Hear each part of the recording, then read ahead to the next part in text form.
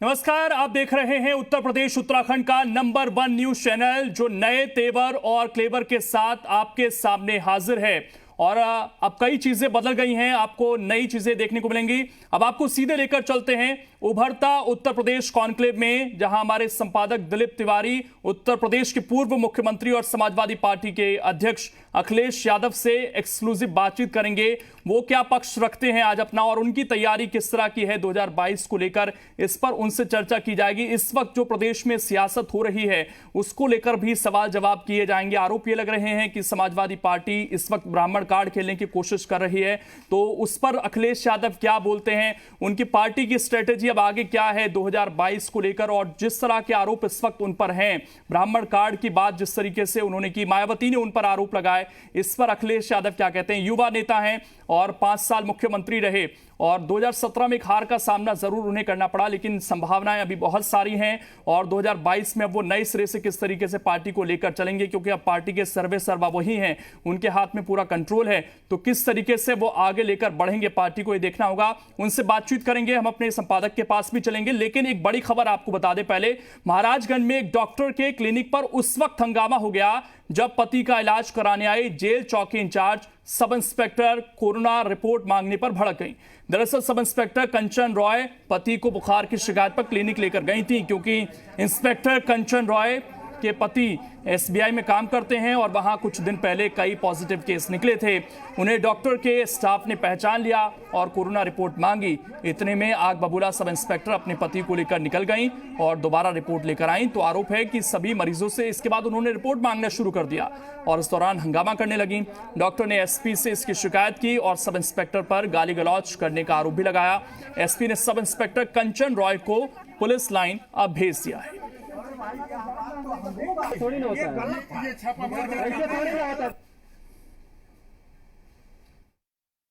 उसी समय ये महिला आई, कहते हैं पुलिसकर्मी, और अपने फ्रंट रिसेप्शन पे अपने पति को दिखाने के लिए पहले तो उन्होंने ये रौब जमाने की कोशिश की कि उन्हें तुरंत अटेंड किया जाए।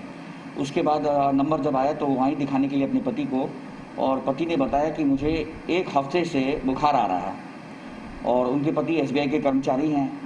तो मैंने उनसे पूछा कि मैडम और सर, आपका क्या कोरोना का जांच हो गया है, क्योंकि 1 हफ्ते से बुखार आ रहा है और ये नहीं जा रहा है, तो एक बार कोरोना का जांच होना चाहिए। तो उन्होंने बोला कि सर ये कोरोना का जांच हो गया है, अभी मेरे पास नहीं है और नेगेटिव है। तो मैं बोला मैम एक बार दिखा दीजिए।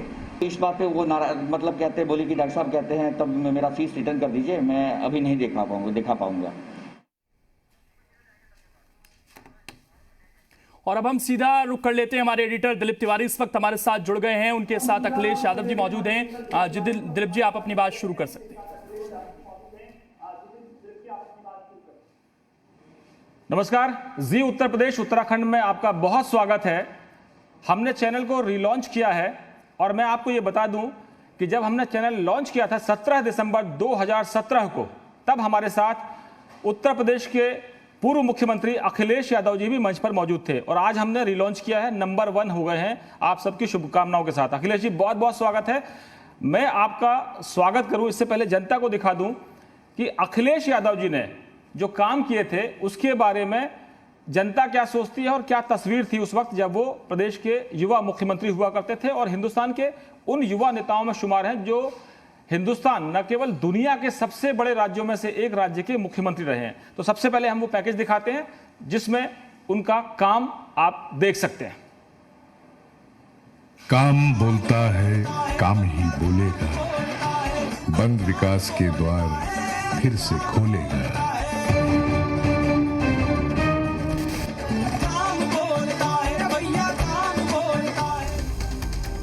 काम बोलता है। उत्तर प्रदेश की सियासत में वर्षों बाद किसी नेता ने काम की बदौलत जनता का वोट मांगा। नई सोच से पैदा हुई ये हिम्मत समाजवादी पार्टी के अध्यक्ष अखिलेश यादव ने की थी। सियासत उन्हें विरासत में मिली। उनके पिता मुलायम सिंह यादव ने जाति की सोशल इंजीनियरिंग से सत्ता का रास्ता बनाया। युवा अखिलेश ने इसमें विकास की सियासत को भी जोड़ दिया। भला कौन भूल सकता है वो तस्वीर जब आगरा लखनऊ एक्सप्रेसवे पर सुखोई ने लैंड किया और अखिलेश इस लम्हे को गर्व से निहारते दिखे। महज 38 साल की उम्र में अखिलेश यादव ने दिल्ली में सबसे ज्यादा सांसद भेजने वाले उत्तर प्रदेश के मुख्यमंत्री के तौर पर शपथ ली। इस मुकाम तक पहुंचने वाले वो सबसे कम उम्र के नेता बने। तब के सिवाय जबकि ऐसे ऑस्ट्रेलिया से पर्यावरण इंजीनियरिंग करने वाले अखिलेश यादव ने उत्तर प्रदेश में विकास की इमारत खड़ी करने की कोशिश की। इंटरमीडिएट पास 18 लाख छात्रों को निशुल्क लैपटॉप, लखनऊ को मेट्रो की सौगात, निशुल्क एम्बुलेंस सेवा 108 का संचालन, लखनऊ में अंतरराष्ट्रीय क्रिकेट स्टेडियम, नोएडा और गोरखपुर में बच्चों का सुपर स्पेशलिटी हॉस्पिटल, लोहिया और जनेश्वर मिश्र ग्राम विकास योजना। अखिलेश यादव के कार्यकाल में हुए विकास कार्यों की फेहरिस्त लंबी है। हालांकि उन्हें मलाल भी है कि उनके वक्त में हुए कई कामों का श्रेय अब योगी सरकार को मिल रहा है। ये सरकार कोई अपना काम नहीं करेगी, शिलान्यास का शिलान्यास करेगी, उद्घाटन का उद्घाटन करेगी, और जो समाजवादियों ने लैपटॉप खरीदे थे, जो बच्चों को बढ़ने चाहिए थे, केवल अब तस्वीर हटाई जा रही है। उत्तर प्रदेश की सियासत के इस खेल में अखिलेश यादव अब समझने लगे हैं कि उनकी साइकिल सिर्फ विकास के पहिए से ही सत्ता का रास्ता तय नहीं कर सकती। लिहाजा समाजवादी पार्टी ब्राह्मणों को साथ लाने के लिए परशुराम को भी याद कर रही है, तो कोविड-19 से निपटने के मुद्दे पर योगी सरकार को भी लगातार घेर रही है।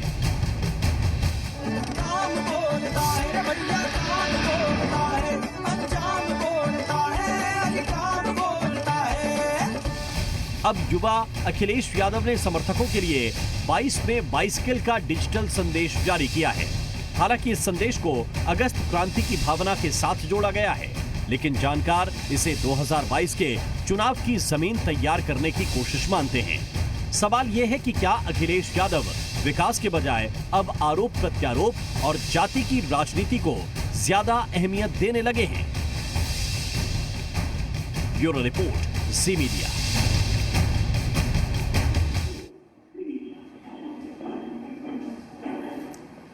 अखिलेश जी, सैनिक स्कूल का एक छात्र सोशल इंजीनियरिंग करता है और पढ़ता है एनवायरमेंटल इंजीनियरिंग, और उत्तर प्रदेश जैसा टिपिकल राज्य जहां आपके पिता मुलायम सिंह ने पूरी राजनीति की दिशा और दशा को बदल दिया, बहुत टफ था या साइकिल फिर पटरी पर आ रही? मैं सबसे पहले आपको बधाई देना चाहता हूं कि आपके प्रयासों से और जनता के बीच में समय समय पर खबरें पहुंचाने की वजह से आज उत्तर प्रदेश और उत्तराखंड में आप पहले नंबर पर हैं। मैं बधाई देता हूं। बहुत धन्यवाद। और वहीं मैं ये कहना चाहता हूं कि राजनीति का जो रास्ता है वो टेढ़ा मेढ़ा ज़रूर है, ऊंचा नीचा ज़रूर है, लेकिन जब कभी सफलता मिलती है तो उसे जनता का लाभ मिलता है। और इसीलिए मुझे याद है कि पिछले चुनाव में जनता के बीच में जब मैं गया विधानसभा में, तो मैंने जनता से कहा कि समाजवादियों ने काम किया है, काम पर हमें मदद कीजिए।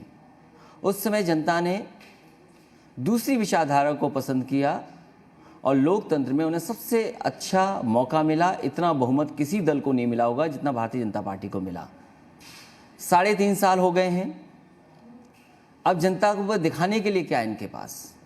इसलिए मैं कहता हूँ आने वाले समय में बहुत जल्दी आप साइकिल को आगे बढ़ते हुए देखेंगे और जनता एक बार फिर काम को चुनेगी। जो काम उस समय हुए थे वो आज भी जनता के सामने वैसे के वैसे खड़े हैं। मैं लखनऊ का उदाहरण दे सकता हूँ। जहाँ तक समाजवादी सरकार ने मेट्रो बनाई वहाँ तक मेट्रो जाती है, वहाँ से वापस आ जाती है। भारतीय जनता पार्टी अभी आगे नहीं बढ़ा पाई। और उत्तर प्रदेश में सबसे ज़्यादा तकलीफ में अगर कोई है तो वो किसान हैं, मजदूर हैं। और मैं इस बात को इसलिए कहता हूँ कि समाजवादी सरकार में एक इंफ्रास्ट्रक्चर बनना शुरू हुआ था। एक अकेला एक्सप्रेसवे नहीं बना था, उसके साथ साथ एग्रीकल्चर और किसान को कैसे हम लाभ पहुँचाएं या कैसे मदद करें, उसके लिए बड़ी बड़ी मंडियों को बनाने का काम शुरू हुआ था। लखनऊ जहाँ पर सबसे ज़्यादा आम पैदा होता है, उसके लिए आम की मंडी बन रही थी। कन्नौज जहाँ पर आलू सबसे ज़्यादा है, आलू की मंडी बन रही थी। मैनपुरी और आसपास इटावा में जहाँ सबसे ज़्यादा धान, गेहूँ, लहसुन या अन्य चीज़ें होती हैं, उसके लिए एक बहुत बड़ी मंडी बन रही थी। वहीं देश में उस समय नई चीज़ आई थी और बहुत ज़्यादा बाबा रामदेव जी का भी बाज़ार में काफ़ी कुछ हलचल थी, इसलिए मुझे लगा कि शायद वो खेती से बहुत कुछ करेंगे, इसलिए ग्रेटर नोएडा में लगभग 500 एकड़ ज़मीन दी जिससे कि किसानों का भला हो। तो एक इंफ्रास्ट्रक्चर मैं तैयार कर रहा था जिससे कि एक्सप्रेस वे तो है ही है, वहीं किसानों को कैसे लाभ पहुंचाया जाए। अखिलेश जी, मैं भी 1999 से लगभग जी मीडिया के साथ जुड़ा हूं और उससे पहले मैंने 4 साल दूसरे संस्थानों में काम किया। बहुत बारीकी नज़र रखता हूं मैं नेताओं पर, राजनेताओं पर, लेकिन मैं चूँकि पार्टी को निष्पक्ष भाव से कवर करता हूं, जो भी मेरी बीट होगी, चाहे वो आरएसएस हो, वीएचपी हो, बीजेपी हो, आपके लेफ्ट राइट जो भी हो, समाजवादी पार्टी, सब बीट हमने कवर किया। हमने आपके पिता को दिल्ली में कवर किया, संसद में कवर किया, आपको भी संसद में कवर किया। मैं कई बार ये सोचता हूं कि जो विकास काम बोलता है, बहुत लोग हिम्मत नहीं जुटा पाते। अखिलेश यादव में हिम्मत कहाँ से आ गई कि लोग तो बात करेंगे कि हमने राम मंदिर का शिलादान कर दिया, शिला पूजन कर दिया, और अब हम 2022 में आपको चुनाव लड़ना है, लेकिन वहाँ 2022 के बाद जब चुनाव होगा केंद्र का, तब तक राम मंदिर तैयार हो जाएगा, 3 साल की म्याद है। तो आपके लिए तो राम से ज़्यादा आप रोटी की बात करोगे, रोजगार से ज़्यादा आप रोजगार पर प्राथमिकता देते हो, वो कहते हैं राष्ट्रवाद की बात करो। आप कहते हो कि विकास की बात करो, वो कहते हैं हिंदुत्व की बात करो। तो आप जिन मुद्दों पर लड़ते हैं, तो आपको डर नहीं लगता कि जनता को तो यही चाहिए, आपका विकास क्यों नहीं उन तक पहुँच रहा? देखिए, ये सब मुद्दे हैं और ये उत्तर प्रदेश की राजनीति में इस तमाम मुद्दों पर बहस होगी। जहाँ तक काम का सवाल है, मैं जब अखबार उठा करके देखता हूँ या जो खबरें देखने को मिलती हैं, उससे लगता है कि आज की परिस्थितियों में सबसे ज़्यादा जनता को अस्पतालों की ज़रूरत है। आज जब हम और आप बातचीत कर रहे हैं, हो सकता है 108 एम्बुलेंस और जो 102 एम्बुलेंस चल रही थी, उनके जो ड्राइवर्स हैं, उनकी समस्या का समाधान हो गया होगा, शायद सरकार ने उनका समाधान किया होगा। पूरी ठप है योजना। तो आज ज़रूरत है एम्बुलेंस की, आज ज़रूरत है अस्पताल की, आज ज़रूरत है बेहतरीन डॉक्टर्स की, आज ज़रूरत है कि हमारा नर्सिंग स्टाफ, हमारे टेक्नीशियंस कम से कम जो आज कोविड से परेशान हैं, उनकी मदद करें, उनकी सेवा करें। आज भी मेरे उत्तर प्रदेश में देख रहा हूँ, जो समाजवादी सरकार में काम हुए थे, नेताजी ने जो काम किए थे, या हमें जब करने का काम मिला, वही कोविड में काम आ रहे हैं और जनता देख रही है। तो आज ज़रूरत है अस्पताल की, आज ज़रूरत है दवाई की, आज ज़रूरत है रोज़गार की। और वो कैसे तस्वीरें भूल जाएगा उत्तर प्रदेश के लोग, जब मजदूर सड़कों पर चले और चलने दिया सरकार ने। केवल उत्तर प्रदेश की सरकार जिम्मेदार है उसके लिए, और मजदूर चलते चले गए, घर तक पहुंचे, कई लोगों की जान चली गई। और मैं आपको जानकारी दे दूं, वो तो कह रहे हैं केजरीवाल जिम्मेदार है। मैं सवाल ये नहीं कि कौन दिल्ली की सरकार जिम्मेदार है। अगर दिल्ली की सरकार जिम्मेदार है तो दिल्ली की सरकार को शर्म आनी चाहिए, और अगर उत्तर प्रदेश की सरकार है तो उत्तर प्रदेश की सरकार को उसको स्वीकार करना चाहिए कि उनसे गलती हुई ये बात। और उत्तर प्रदेश में कम से कम 100 लोग चलते चलते जान दे दिए हैं मजदूर। सरकार को मदद नहीं करनी चाहिए थी क्या? केवल समाजवादियों ने मदद की उनकी। वहीं आत्महत्या कर रहे हैं लॉकडाउन में, क्या सरकार मदद कर रही है? आज टेस्ट नहीं हो पा रहे हैं, आज टेस्ट हो जाने के बाद 2-2 दिन 3-3 दिन रिजल्ट नहीं आ रहे, और रिजल्ट अगर आ भी गए तो उनको कहाँ एडमिट कर पा रहे हैं? बीजेपी के खुद संगठन के अधिकारी ने अपने परिवार का सदस्य खोया, तमाम बीजेपी के विधायक मंत्री खुद एडमिट हैं। हालांकि एडमिट हमारे लोग भी हुए हैं, लीडर ऑपोजिशन हमारे 40 दिन रहे अस्पताल में, हमारे एमएलसी अस्पताल में रहे। मुझे ये महसूस होता है कि आने वाले समय में जनता विकास को ही वोट देगी। ये अपनी जगह हैं, और राम केवल भारतीय जनता पार्टी के नहीं हैं, भगवान राम केवल भारतीय जनता पार्टी के नहीं हैं, राम हमारे भी हैं। और मैंने हमेशा ये कहा, नेताजी ने भी उस बात को कहा, और अगर आप लोकसभा में रहे होंगे तो आप जानते होंगे मैंने ये कहा कि भगवान विष्णु के सब अवतार हैं, जो राम है वो कृष्ण है, जो कृष्ण है वो राम है। तो इसमें कोई बात ही नहीं है। अब जब सुप्रीम कोर्ट ने राम मंदिर बनाने का फैसला सुना दिया है, अब किसी को सवाल जवाब करने की ज़रूरत ही नहीं है। अब ज़रूरत जो है अच्छी सड़कें हों, अच्छे अस्पताल हों। आप कहते हैं हम दुनिया के बराबर खड़े हैं, हम आत्मनिर्भर हो गए, हम जानना चाहते हैं कि ऑटोमोबाइल सेक्टर की क्या हालत है, हम जानना चाहते हैं टेक्सटाइल इंडस्ट्री की क्या हालत है, हम जानना चाहते हैं कि थोड़ा बहुत आईटी सेक्टर जरूर चल रहा होगा, लेकिन क्या हालात हैं उसके। अखिलेश जी, आपने कहा राम किसी एक के नहीं है। उमा भारती ने बयान दिया कि जो भी राम का नाम ले रहे हैं उनको अधिकार है, बीजेपी की बपौती नहीं है। ये उमा भारती कह रही हैं, जो राम मंदिर का एक चेहरा रही है आंदोलन का। मैं आपसे जानना चाहता हूं कि ऐसा क्यों लगता है, जब राजनीतिक दलों को आप कवर करोगे तो सबके अपने अपने भगवान हैं। किसी ने कहा हमारे कृष्ण है, किसी ने कहा हमारे राम है, और किसी ने कहा कि साहब हम तो बाबरी मस्जिद की शहादत पर हम शोक मनाएंगे। एक आप नेता हैं जो आप दिल से बोलते हैं, खुलकर बोलते हैं, आप डरते भी नहीं हैं, क्योंकि होने के लिए जो था वो तो सत्ता आती जाती रहेगी। मैं आपसे पूछना चाहता हूं कि राम पर क्या पेटेंट है क्या किसी एक पार्टी का, या फिर आपको राम का नाम लेने से अगर परहेज था तो वो कहते हैं कि राम भक्तों पर गोली चलाने वाली कौन सी समाजवादी पार्टी है जिसने सरयू का पानी लाल कर दिया, तो आप पर ये दाग क्यों है? उन बातों में मैं नहीं जाना चाहता हूं, लेकिन संविधान की रक्षा करने के लिए और संविधान की रक्षा को लिए जो फैसले लिए गए, उस समय की सरकार के फैसले थे, किन परिस्थितियों में लिए गए होंगे। और संविधान रहेगा तो देश आगे बढ़ेगा। ये संविधान से ही सरकारें बनती है, ये मेरा फैसला नहीं है। अगर संविधान है और संविधान के दायरे में है करके कोई काम होता है तो सवाल संविधान पे किया जा सकता है, किसी व्यक्ति पे नहीं किया जा सकता है। इसलिए संविधान से ही सब चीजें चलेंगी, कानून से ही सब चीजें चलेंगी। लेकिन देश में ऐसी पॉलिटिकल पार्टियां हैं जो कानून की परवाह नहीं कर रहे हैं, संविधान की परवाह नहीं कर रहे हैं। हम उनसे जानना चाहते हैं, संविधान ने हमें तो अधिकार दिया आरक्षण का, आप आरक्षण से खिलवाड़ कर रहे हैं। क्या नौकरियों में उनको मिल रहा आरक्षण जितना मिलना चाहिए? जितना आप धर्म के नाम पर एक कर रहे हैं, क्या आप आरक्षण के नाम पर नहीं एक करना चाहते उनको? और फिर आरक्षण कैसे मिलेगा जब नौकरियां ही नहीं होंगी? तो जब आप ये तय कर लिया है कि सब प्राइवेटाइज हो जाएगा, प्राइवेटाइज अगर हो गया तो आरक्षण कहां बचेगा? तो क्या आप संविधान की धज्जियां नहीं उड़ा रहे? अभी जो नौकरियां हुई हैं जितनी, उसमें क्या आरक्षण की स्थिति है? कभी हम पे आरोप लगता था कि हमने इतने पीसीएस बना दिए, आज आप देखिए नौकरियों को, मैं किसको नौकरी मिल रही है? और नौकरियां तो दूर, ये ठोको नीति की वजह से उन्हीं का इनकाउंटर हो रहा है जिसको सरकार चाहती है। वो तो ये कह रहे हैं कि संरक्षण आपकी और मायावती जी की सरकार ने दिया, और पहले तो जंगल राज था, आज तो मंगल हो गया। हालांकि हम ये नहीं कहते हैं कि सबकी जांच हो, और अगर हैं सरकार में इतना ही दावा करते हैं सरकार के लोग, तो क्यों नहीं एक सुप्रीम कोर्ट के सिटिंग जज से उत्तर प्रदेश के जितने भी इनकाउंटर हुए हैं, जो फेक इनकाउंटर हैं, उनकी जांच करा ले सरकार। मैं जानना चाहता हूं कि नोएडा में एक जो इंस्ट्रक्टर था, जिम इंस्ट्रक्टर था, क्या उसकी हत्या नहीं कर दी होती? क्या एक सुमित गुजर जो था उस पर कोई मुकदमा था? आजमगढ़ का एक राजभर नौजवान था, कितने मुकदमे थे? क्या फेक इनकाउंटर नहीं था? लखनऊ का क्या नहीं देखा किसी ने? विवेक तिवारी जो मल्टीनेशनल कंपनी में काम करते थे, क्या उसको नहीं हत्या कर दी पुलिस ने? कौन नहीं जानता कि पुलिस हत्या की है पुलिस ने? पूरा लखनऊ जानता है, पूरा उत्तर प्रदेश की जनता जानती है कि विवेक तिवारी की हत्या हुई है। और किसकी वजह से? वो ठोको नीति की वजह से। क्या सरकार के पास कोई जवाब है उसके लिए? कोई सरकार के पास जवाब नहीं है उसका।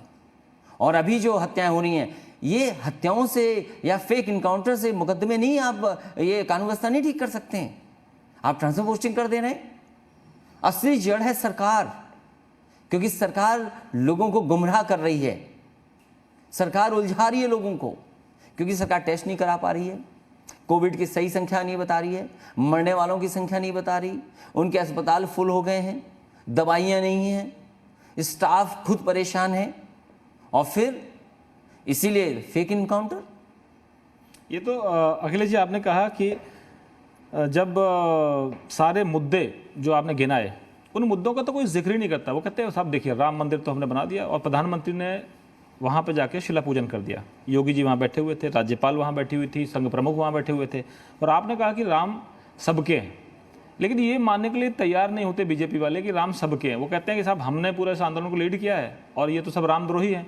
मैं आपसे जानना चाहता हूँ कि राम और रोटी, ये सबको चाहिए, रोटी भी चाहिए, तो रोटी का जिक्र क्यों नहीं होगा? रोजगार जा रहे हैं, कंपनियां बंद हो रही हैं, विपक्षी दलों का आरोप यह है कि जब हम बात करेंगे राफेल की तो हम हमारे ऊपर मुकदमे ला दिए। राहुल गांधी जो आपके मित्र भी हैं उन पर मुकदमे ला दिए गए। प्रियंका गांधी का घर खाली करा लेंगे, एसपीजी हटा लेंगे, ये आरोप लगते हैं। सीबीआई, ईडी और तमाम तंत्र जिसको कहते थे कि पिंजरे में बंद तोता है, वो तोता आजकल बहुत बोल रहा है, किसी को पकड़ लेता है। देखिए, एक तो साधु संत बहुत नाराज हैं बीजेपी से।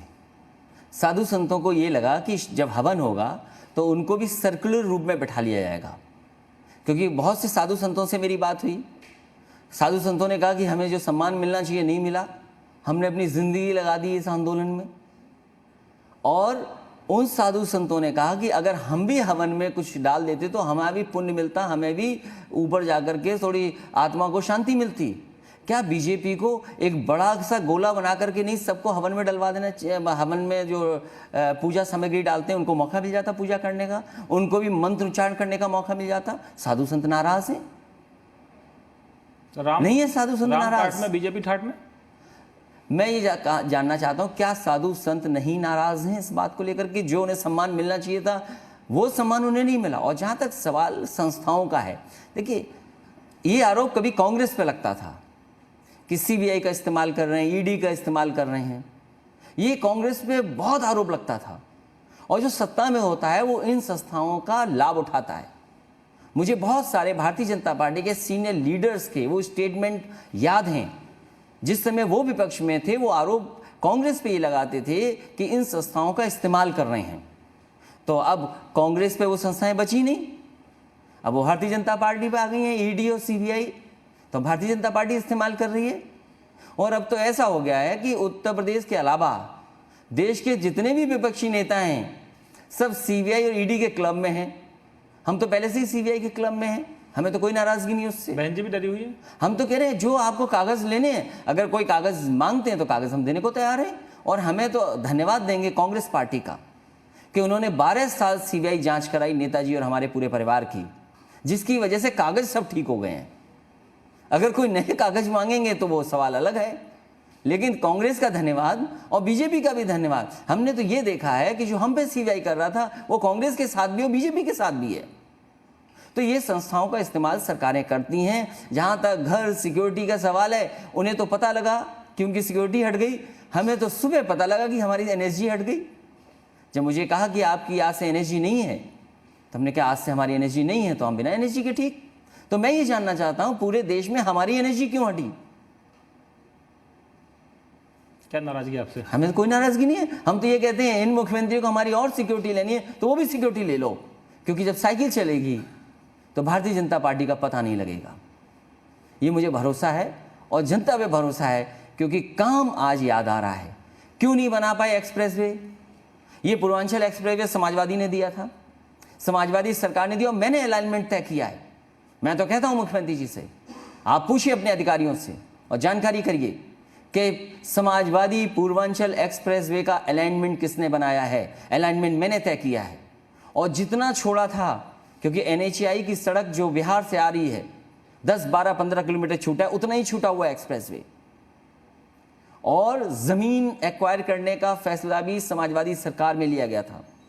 जमीनें लेना शुरू हो गए थे, 70% तक आपके एमओयू हो गए थे, शिलान्यास विधानसभा के सामने कर दिया। तो वही तो बड़ा सबसे बड़ा प्रोजेक्ट है सरकार का। और बताइए, प्रधानमंत्री जी से शिलान्यास कराया और आज तक पूरा नहीं कर पाए। अब मैं ये जानना चाहता हूं किस दिवाली पर पूरा हो जाएगा, ये हमें सरकार बता दे। दिवाली तो बहुत निकल गई, ऐसा तो नहीं कि दिवाली का इंतजार करते करते भारतीय जनता पार्टी की दिवाली बन जाए, दिवाली निकल जाए, दिवाली बन जाए, उनकी कमाई हो जाए। दिवाली कमाई की बात में ना हो कि उन्हें उद्घाटन करने का ही मौका ना मिले। ये मैं आपसे और पूछना चाहता हूं कि जैसे अक्सर कहा जाता है कि जो योगी जी का कार्यकाल इस बात में बीता कि समाजवादी पार्टी की सरकार में हुए कामों का काटते रहे फीता, तो दुख क्या है? आपके काम को आगे तो बढ़ा रहे हैं, तो अफसोस क्यों है? नहीं, मुझे कोई दुख नहीं है।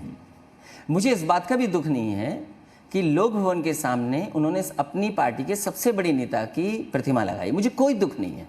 और मैं भारतीय जनता पार्टी को बताना चाहता हूं कि कभी समाजवादियों का मौका मिलेगा उनसे अच्छी प्रतिमा लगा देंगे। किसकी? जिनकी उन्होंने लोक भवन में लगाई है। क्या लोक भवन मुख्यमंत्री जी ने बनाया था? मैं ये जानना चाहता हूं, कम से कम स्वीकार तो करें। मैंने ये कहा कि कैंसर इंस्टीट्यूट के सामने लगा लो आप, कम से कम कैंसर इंस्टीट्यूट चल जाएगा। मैंने ये कहा बटेश्वर जो जन्म स्थली है अटल बिहारी वाजपेयी जी की, वहाँ पर एक यूनिवर्सिटी बना दो। वहाँ के घाट समाजवादी सरकार ने बनाए, वहाँ के मंदिरों का संरक्षण समाजवादी सरकार ने कराया, वहाँ बेहतरीन सबसे साइकिल हाईवे बनाया जो इटावा को जोड़ता है, आगरा का जोड़ता है, समाजवादी पार्टी ने बनाया है। वहाँ की पूरी की लाइट व्यवस्था समाजवादी सरकार ने कराई। वहाँ पर हज़ारों कई सौ वर्षों से मेला हो रहा है बटेश्वर का, वो बहुत फेमस है, उसका पैसा हम देते थे। इन्होंने सब योजनाएं रोक ली। तो आखिरकार स्टेडियम जो था समाजवादी सरकार ने बनाया, कम से कम एक टूर्नामेंट करा देते, आईपीएल करा देते, टेस्ट करा देते, केवल नाम बदल दिया आपने। ये रिवर फ्रंट, इसमें जांच होगी ईडी की। अगर ईडी की जांच ही करा रहे हैं तो ये सरकार क्यों भूल जाती है? यहां पर सबसे शानदार शाम-ए-अबद बनाया था और मैंने शिकायत नहीं की इस बात की। उनके डिप्टी सीएम ने एक चिट्ठी लिख करके एलडीए में दी, सरकार को दी कि इसमें भ्रष्टाचार हुआ है, बेईमानी हुई है, ये ऐसा नहीं होना चाहिए था। वो चिट्ठी अवेलेबल है, आप निकाल लीजिए। एक शाम-ए-अबद सरकार का बनाया हुआ, इन्होंने आते ही बेच दिया उसको बाजार को। क्यों बेच दिया सरकार ने आते ही?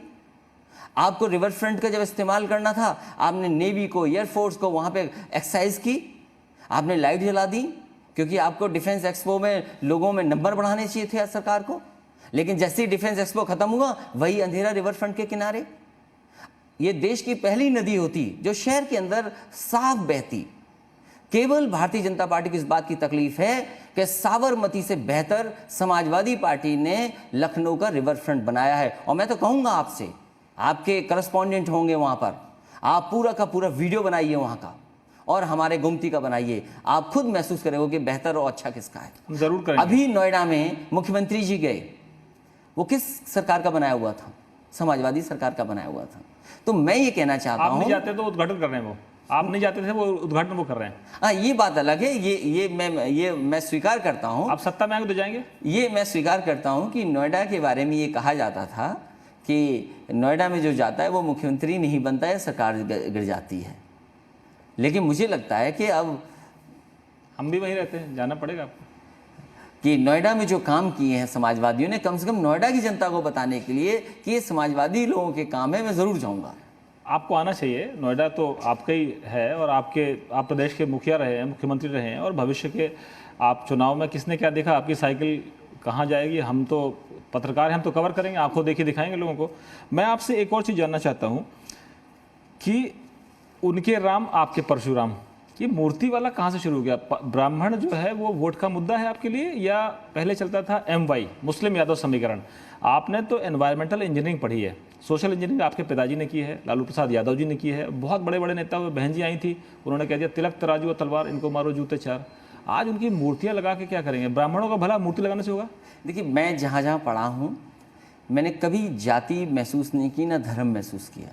चाहे मैं दक्षिण भारत पढ़ा हूँ, चाहे बाहर सिडनी गया हूँ, चाहे मैं सैनिक स्कूल गया, मैं धौलपुर पढ़ा, कहीं भी जाति का आरोप नहीं है। और मेरे साथ के बहुत सारे लोग फौज में हैं, वो कोई भी ये सवाल नहीं कर सकता कि मैंने जाति के आधार पे या जाति को देखते हुए कभी उनके साथ व्यवहार किया हो।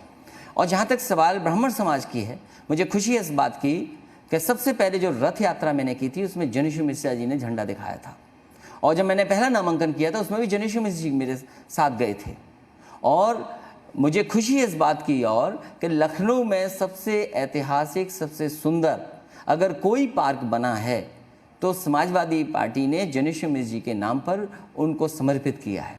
वो आज सबसे बड़ा और सुंदर पार्क है। तो ये बात गलत है कि हम आज याद कर रहे हैं। हमारी कैबिनेट देख लीजिए, कितने ब्राह्मण समाज के लोग थे। क्या भारतीय जनता पार्टी में हैं इतने कैबिनेट मंत्री? हमारे एक आध कम हो सकते हैं। कितने महत्वपूर्ण विभाग थे उनके पास, हमारे स्पीकर थे, न जाने कितना था। तो ये आरोप लगाना गलत है। लेकिन मैं बीजेपी के से ये जानना चाहता हूं कि भारतीय जनता पार्टी की पहली लाइन ये है कि भगवान परशुराम से हमें कोई तकलीफ नहीं है, लेकिन समाजवादी पार्टी भगवान परशुराम को क्यों याद कर रही है? यही तो दूसरे लोग कहते थे कि हमें भगवान राम से कोई तकलीफ नहीं है। भारतीय जनता पार्टी अपने आप को क्यों भगवान राम के लिए ब्रांडिंग कर रही है? क्या हम भगवानों को नहीं मान सकते? हम सब भगवानों को मानते हैं, भगवान विष्णु को मानते हैं। अब आज पता लगा है कि 2-2 जन्माष्टमियां हैं, तो मैंने बच्चों से कहा कि 2 दिन जन्माष्टमी मनाएंगे। वह तो अष्टमी को माना जाता है, फिर वो कहते हैं रोहिणी नक्षत्र कोई होता है उसमें मनाया जाएगा, तो हम तो हर बात स्वीकार कर लेंगे। एक योगी जी के लिए है, साधु संतों के लिए, और एक आपके लिए है, गृहस्थों के लिए। अब देखिए, हम अब ये देखना पड़ेगा सरकार कौन सा मनाती है और विपक्ष कौन सा मनाती है। जो आप बनाएंगे वो आपके समर्थक बनाएंगे, हम लोग भी मना लेंगे, दोनों नहीं, लेकिन सरकार वो नहीं मना सकती है, क्योंकि योगी वो होता है जो दूसरों का दुख समझे। इनको आप योगी नहीं मानते? कैसे दुख तकलीफ समझ रहे हैं आप? आप देखिए, भारतीय जनता पार्टी का पदाधिकारी कानपुर में चिल्ला चिल्ला के भारतीय जनता पार्टी को क्या कह रहा है। आज ही बागपत में भारतीय जनता पार्टी का पूर्व जिलाध्यक्ष को गोली मार के मार दिया गया, हत्या कर दी गई। ये कैसी कानून व्यवस्था है? आपने लखनऊ में एक इनकाउंटर कर दिया, उसके पिताजी कह रहे हैं फेक इनकाउंटर है। आप पुरानी रिकॉर्डिंग दिखा रहे हो, इसका मतलब तो रिकॉर्डिंग जाने कब से कर रहे हैं आप? इसका मतलब आपका वर्षों का काम ही है रिकॉर्डिंग करना। अभी तो सुनने में आया था कि राजस्थान में हो रहा था रिकॉर्डिंग, अब तो यहां भी रिकॉर्डिंग चल रही लगता है। आप बताइए, कल आपने कहा कि इनकाउंटर से कानून व्यवस्था बेहतर हो गई है, आज भारतीय जनता पार्टी के जिलाध्यक्ष की हत्या कर दी गई बागपत में। क्या कारण है? सरकार की क्या नाकामी है? और आखिरकार सरकार क्यों कानून व्यवस्था के सवाल पर घिरी खड़ी है? और ये घटना नहीं है, और दूसरी तरफ पुलिस का न्याय कितना है। आप जालौन में देखिए, बेटी ने आत्महत्या कर ली, बेटी हापुड़ में क्या हुआ बेटी के साथ, कानपुर में जो अपहरण हुआ आज भी उसकी डेड बॉडी नहीं मिली। 30 लाख तो भूल जाइए जो अपहरण में गए या नहीं गए, जो कुछ है कहानी, 30 लाख चले गए। उसके भाई की आज तक जान नहीं मिली, डेड बॉडी नहीं मिली उसकी। इसी तरह मेरठ में एक दलित परिवार के सदस्य की हत्या हो गई, बोरवेल में उसकी पूरी बॉडी डाल दी, पुलिस आज तक बॉडी नहीं ढूंढ पाई। दोषियों को तो भूल जाइए, अपराधियों को। अखिलेश जी, योगी जी कहते हैं कि जो बीएसपी ने बोया था और जो समाजवादी पार्टी ने पाला था, तो अब मैं आपसे एक निष्पक्ष, चलिए आप मुख्यमंत्री रहे हैं और मुख्यमंत्री होंगे, मैं आपसे निष्पक्ष तौर पर पूछना था, मैं एक सामान्य नागरिक के तौर पर पूछता हूं कि ये जो अपराधी हैं वो सत्ता की गोद में क्यों बैठ जाते हैं? मायावती के पार्टी का नारा था, चढ़ गुंडों की छाती पर, वोट पड़ेगा हाथी पर। आपके समय में बहुत से लोगों को मैंने खुद अपनी आंखों से देखा कि आपने सत्ता में आने के बाद बहुत लोगों को दूर कर दिया। ये हिम्मत समाजवादी पार्टी के कई नेताओं में नहीं रही होगी, आपने कोशिश की, मैं उसके लिए आपकी सराहना करता हूँ। ये बात अलग है कि राजनीति में वो आप बेहतर समझते हैं, मैं तो राजनीति को दूर से देखता हूँ, कवर करता हूँ। कई बार मजबूरी होती है कि ऐसे बाहुबलियों को संरक्षण क्यों देना? आपको नहीं लगता कि अब सफाई का मौका आ गया है? आप जैसे युवा नेता जब हैं, योगी जी जैसे एक नेता है जो योग से राजयोग तक पहुँच गए, तो कम से कम जनता को कुछ तो राहत मिले कि इन्हीं का राज चलेगा जो माफिया है, डॉन है और बड़े बड़े नाम हैं। मैं आपसे ये कह सकता हूँ कि फैसला जरूर पॉलिटिकल पार्टी ले सकती है, मैं फैसला ले सकता हूँ कोई, और मैंने 2017 में फैसले लिए। अंतर्गतवा जनता को तय करना है कि वो किसको चुन करके भेजेगी। इसलिए सरकार के साथ साथ पॉलिटिकल पार्टीज के साथ साथ जनता को भी मैं समझता हूँ आगे आना पड़ेगा। और जहाँ तक भारतीय जनता पार्टी का सवाल है कि वो ब्रांडिंग इस बात की कर रहे हैं कि हम अपराधियों को मार रहे हैं, मैं भारतीय जनता पार्टी से केवल ये जानना चाहता हूँ, आज सरकार में वो हैं, पुलिस विभाग को आदेश दें और ये कहें कि उत्तर प्रदेश में सबसे ज़्यादा मुकदमे किस पर हैं, वो सूची जारी कर दें। और वो ये भी जारी कर दें सूची कि आखिरकार वो किस पार्टी में छिपे हुए बैठे हैं, कौन सी पार्टी संरक्षण दे रही है। क्या भारतीय जनता पार्टी नहीं संरक्षण दे रही? क्या भारतीय जनता पार्टी नहीं अपराधियों को संरक्षण दे रही आज? तो आप कह रहे हैं बीजेपी वो गंगा है जहां गुंडे भी जो है वो गंगा में नहाकर पाक साफ हो जाए? मैं गंगा को खराब नहीं कहूँगा, मैं ये कहूँगा भारतीय जनता पार्टी को ये स्वीकार करना चाहिए कि आज जो भी संरक्षण प्राप्त है वो सब भारतीय जनता पार्टी में हैं, और भारतीय जनता पार्टी को जारी करना चाहिए सूची। क्यों नहीं जारी कर रही भारतीय जनता पार्टी सूची? और वो किस जगह छिपे हुए हैं, किस जगह बैठे हुए हैं? विकास किया नहीं, कोविड का मुकाबला कर नहीं पा रहे हैं, अस्पताल बने नहीं।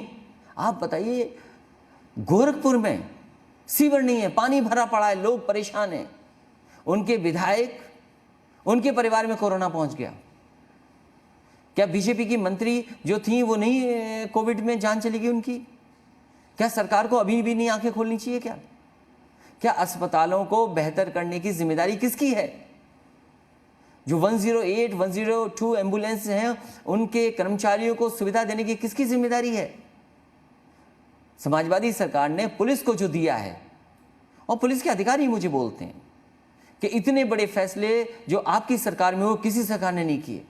कभी हेड कांस्टेबल और इन कांस्टेबल्स का प्रमोशन हो सकता था, बिना परीक्षा के प्रमोशन हो गया। मेरिट की भर्ती करके दिखा दी समाजवादी सरकार ने। और दुनिया के जो बेहतरीन रिस्पॉन्स सिस्टम हैं, यहीं के उत्तर प्रदेश के वरिष्ठ अधिकारी, मैंने न्यूयॉर्क भेजा था NYPD को देखने की आखिरकार उनकी पुलिस की फंक्शनिंग क्या है, उनका पुलिस का रिस्पॉन्स सिस्टम क्या है। यहाँ के वरिष्ठ अधिकारी गए, देख करके आए, और एक प्रोफेसर वेंकट थे, उनको मैंने साथ लिया सरकार के, और देश की सबसे बेहतरीन रिस्पॉन्स सिस्टम दिया, डायल 100, उसका भी नाम बदल दिया डायल 112। उसके बाद पुलिस एक जगह अपने काम कर सके, उसके लिए सबसे सुंदर, सबसे इक्विप्ड और टेक्निकली भी बेहतर एक अगर किसी ने दिया हेडक्वार्टर तो समाजवादी सरकार ने हेडक्वार्टर दिया। इसी डायल 100 का एक सेंटर और बनना था वेस्टर्न यूपी में। तो ये सुविधाएं पुलिस को किसने दी? कभी कोई हेड कांस्टेबल इनोवा में चल सकता था क्या? समाजवादी सरकार ने डायल 100 में कांस्टेबल, हेड कांस्टेबल को इनोवा में बिठाया, जिससे कि उनका भी मनोबल बढ़े और कम से कम कानून और जो अपराधी हैं उनके अंदर भय हो, अपराधियों के अंदर। अखिलेश जी, योगी जी से जब मैं बात कर रहा था तो उन्होंने कहा कि पुलिस में भी पुलिस का यादववाद चल गया, यादवीकरण कर दिया गया, यदुवंशी आ गए उनका।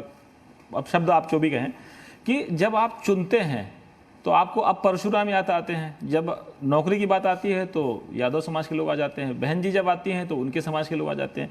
तो सत्ता में जब आप रहते हैं तो सोशल इंजीनियरिंग का ख्याल रखते हैं, लेकिन जब आप विपक्ष में होते हैं तो आप सवाल उठाते हैं। तो ये उनका आरोप है कि साहब, हमने जो भर्तियां की 1.5 लाख से ज़्यादा भर्ती की, एक भी आवाज़ नहीं उठी क्योंकि हमने कोई भ्रष्टाचार नहीं होने दिया। आप क्या कहेंगे? मैं उनसे कहना चाहता हूँ, अगर वो सच्चे योगी हैं और मन से योगी हैं और योग, दिव्य योग अगर उनके पास है और जानकारी अगर उनके पास है, तो पुलिस भर्ती की पूरे नाम और जाति के साथ जारी कर दें। और समाजवादी सरकार में जो पुलिस में भर्ती हुई वो भी जानकारी में पूरी की पूरी पुलिस जारी कर दें, सूची जो मैंने भर्ती की उसकी जाति से जारी कर दें, और जो उन्होंने किया वो भी जाति के साथ पूरी जारी कर दें। मैं ये जानना चाहता हूं उनसे कि उनकी सरकार में यादव कैसे ज़्यादा हो गए भर्ती पुलिस में? क्या उनमें काबिलियत कम थी? हाँ, लेकिन आपने आरक्षण खा करके आपने पिछड़े और दलितों को धक्का मार दिया, इसलिए कभी जारी नहीं करेंगे ये मुख्यमंत्री योगी जी। मैं कहता हूं, मैं आपसे कहता हूं, आज आप एक काम करिए, आज के बाद 2 दिन यही होमवर्क करिए, पूरी सूची जारी कीजिए जो हमने भर्ती की पुलिस की जाति के साथ, और पूरी जारी कीजिए आप भारतीय जनता पार्टी ने जारी की है। और जो असली भेदभाव हो रहा है आप देख लो, कौन राज कर रहा है, कौन चला रहा है थाने। कभी आरोप हम पे लगाते थे, गवर्नर हाउस से आवाज आती थी ये कि जातिवाद है। आप जिस नोएडा में रह रहे हैं, आप ऊपर से नीचे तक गिन लो कौन लोग बैठे हैं। गाजियाबाद में गिन लीजिए आप, जो आरोप समाजवादी सरकार पे लगते थे। आज मैं जानना चाहता हूं, बताओ गाजियाबाद में, नोएडा में एक एक जगह कौन बैठा है, जरा चेक करके मुझे बताए कोई। आपकी आंखें खुल जाएंगी। और फिर यादव और पिछड़े अपनी काबिलियत से पहुंच रहे हैं, न मेरी मेहरबानी से न योगी जी की मेहरबानी से। इसलिए आप परशुराम की मूर्ति लगवा रहे हैं, और आपसे बड़ी मूर्ति जो है वो कह रहे हैं बहन जी करेंगे, हम उससे बड़ी लगाएंगे जो समाजवादी पार्टी लगाएगी। भगवान परशुराम जी के साथ साथ मैंने एक बार जब चौहान समाज में गया, चौहान सम्मेलन में गया, तो मैंने उनसे कहा मैं पृथ्वीराज चौहान जी की भी लगाऊंगा। अभी कुछ लोग मुझसे कह रहे थे कि सम्राट अशोक को मत भूलना।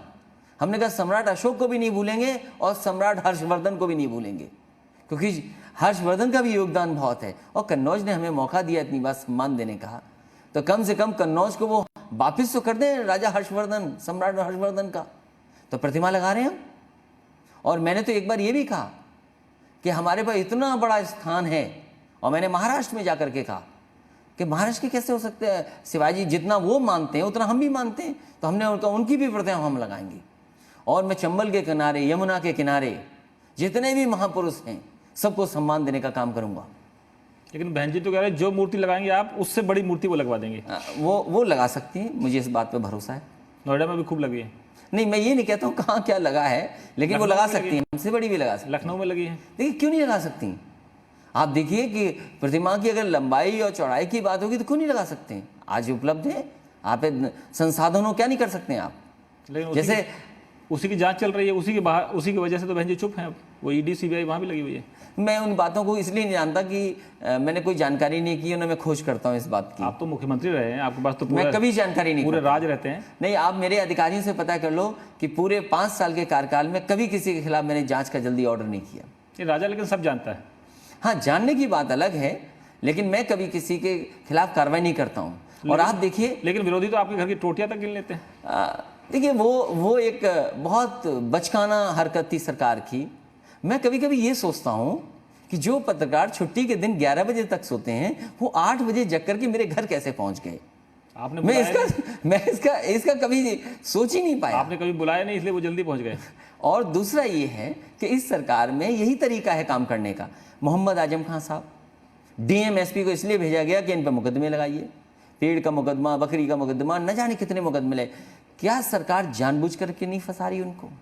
डॉक्टर कफील, जिन्होंने इलाज किया, सब इंतजाम किया, उन पर झूठे मुकदमे लगा दिए। उस इलाज वाले में नहीं, जेल में हैं। एमयू में कोई बात निकाल करके सरकार ने जेल भेज दिया। मैं आपसे कहना चाहता हूं कि इस सरकार में कुछ भी हो सकता है, किसी पे भी झूठे मुकदमे लग सकते हैं। तो ये टोटी वगैरह तो बहुत छोटी बात है। और फिर अगर इसी तरीके से आप काम करोगे तो जनता सब देख रही है, और कोविड का परेशानी देख रही है, विकास जो रुका हुआ वो देख रही है, नौजवानों को जो नौकरी नहीं मिलनी वो देख रहे हैं, व्यापारी जो हमारे व्यापार करते थे आज व्यापार संकट में है, आज उद्योग हमारे खत्म हो गए। आपने इन्वेस्टमेंट का सपना दिखाया, इन्वेस्टमेंट नहीं आ रहा है। तो जब सरकार बदलेगी तो क्या दूसरे लोग मुकदमे आप पे नहीं लगाएंगे? अगर आपने हमारी टोटी ढूंढी है, हम भी कुछ ढूंढेंगे। हमें कुशीनगर में एक मिला व्यक्ति, बताइए, उस पर गांजा लगा दिया, 50 दिन जेल चला गया। पुलिस ने झूठा गांजे में फंसा दिया, जेल भेज दिया। लेकिन आजम खान के बारे में आपके सांसद हैं, आपके पार्टी के वरिष्ठ नेता हैं, मुलायम सिंह के साथ कई बार मंत्री रहे हैं, विधायक रहे हैं, वो कहते हैं कि इन्होंने मुसलमानों की ज़मीन पर ही अवैध कब्जा किया, सत्ता का दुरुपयोग किया। आले हसन कल गिरफ्तार हुए हैं। उन्होंने बाकायदे वो एक वीडियो रिकॉर्ड किया कि मुझे खतरा है, जान का खतरा भी हो सकता है। वो उनके साथ जुड़े रहे हैं, अधिकारी भी रहे हैं। मैं आपसे जानना चाहता हूँ कि क्या खुन्नस है? आप कहते हैं कि वो जानबूझकर कर रहे हैं, वो कह रहे हैं कि इन्होंने तो दुरुपयोग किया सत्ता का, और वो मैंने मुकदमा नहीं किया है, वो तो कानून अपना मुकदमा करता है, कानून अपना काम करता है, अदालत के निर्देश पर हुआ है। देखिए, भारतीय जनता पार्टी की सरकार किसी को भी झूठा फंसा सकती है। आप कुशीनगर की जानकारी करिए, एक पेंटर जिस पर गांजे का मुकदमा लग गया, 50 दिन जेल रहा, पूरा गांव पे मुकदमे कर दिए, वहां का विधायक था उस पर मुकदमे कर दिए, और सब झूठे किए। गांजा लगा सकते हैं। मैं टोटी नहीं ले गया, लेकिन हमारे पे क्या टीवी चैनल के माध्यम से दिखाया उन्होंने। मैं आपसे कहता हूं, आप खुद जानकारी करिए। हमने अपने पैसे से घर बनाया, और घर में जो हमारी चीज़ थी वो अलग बात है, लेकिन क्या आरोप लगाया उन्होंने? इसी तरह आजम खान साहब को सब प्रशासन के लोगों ने मिल करके उन पर जानबूझ करके झूठे मुकदमे लगाए। आप बताइए, पुलिस कप्तान जो वहाँ थे नोएडा में, उनकी हिस्ट्री निकाल लीजिए, क्या थे। कुछ वीडियो उनके चले तो सबसे केस किस पर रजिस्टर कर दिया? हमारे एमएलसी पे केस रजिस्टर करा दिया। हमारे एमएलसी पर केस रजिस्टर दिल्ली में करा दिया, कोर्ट से राहत मिली।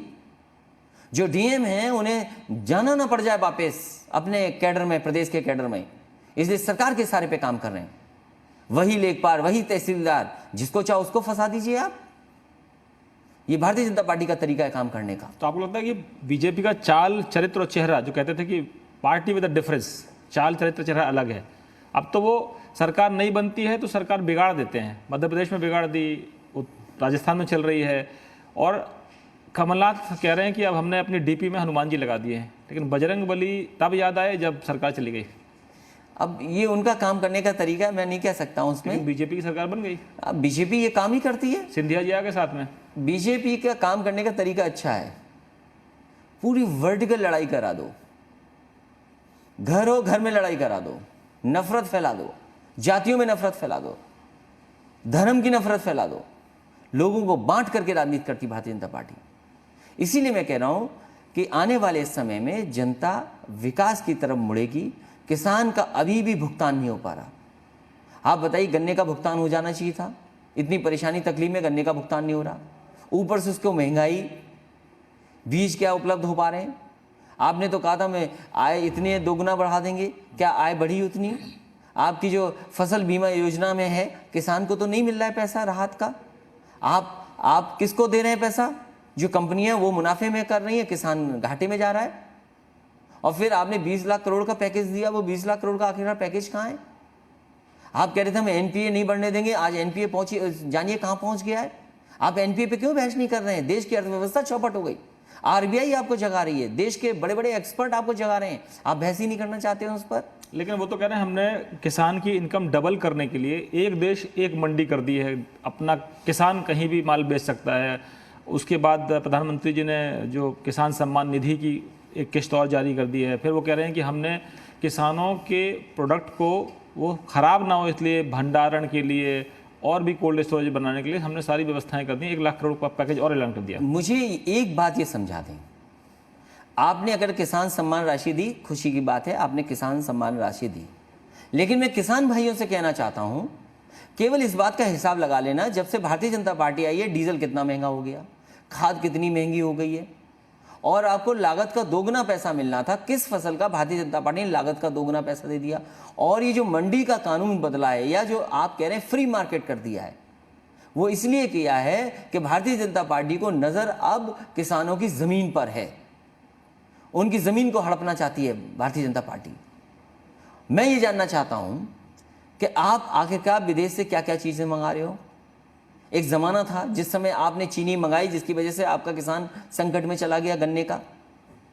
आपने दालें मंगाई, दाल आपकी नुकसान हो गया। आप चीज़ें बाहर से मंगा रहे हो, क्या डेयरी प्रोडक्ट्स के लेकर के आपने अमेरिका से समझौता नहीं किया? हमें बताएं, क्या डेयरी प्रोडक्ट्स बाहर से आ रहे हैं कि नहीं आ रहे हैं? आपने डेयरी के लिए क्या किया है?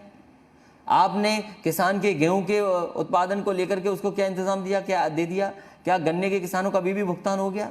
आपने कहा 1 लाख करोड़ है। मैं जानना चाहता हूं कि किस इंफ्रास्ट्रक्चर में लग रहा है?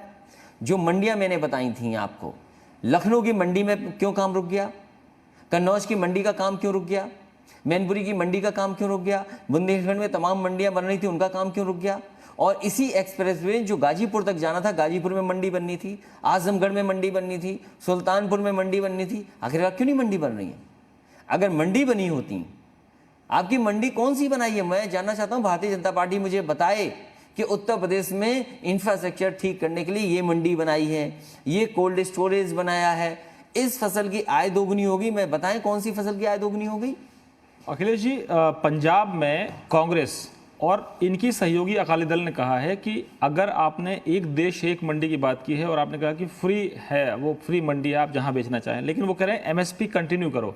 एमएसपी खत्म होने का मतलब है कि किसान मर जाएगा, जो एमएसपी मिलती थी वो भी नहीं मिलेगी। तो इनके सहयोगी दल विरोध कर रहे हैं कि एमएसपी खत्म करने का मतलब किसान खत्म हो जाएगा। मैं आपको बहुत मोटी बात बता दूं, किसान की कोई मदद व्यापारी नहीं करेगा, किसान की मदद केवल सरकार कर सकती है।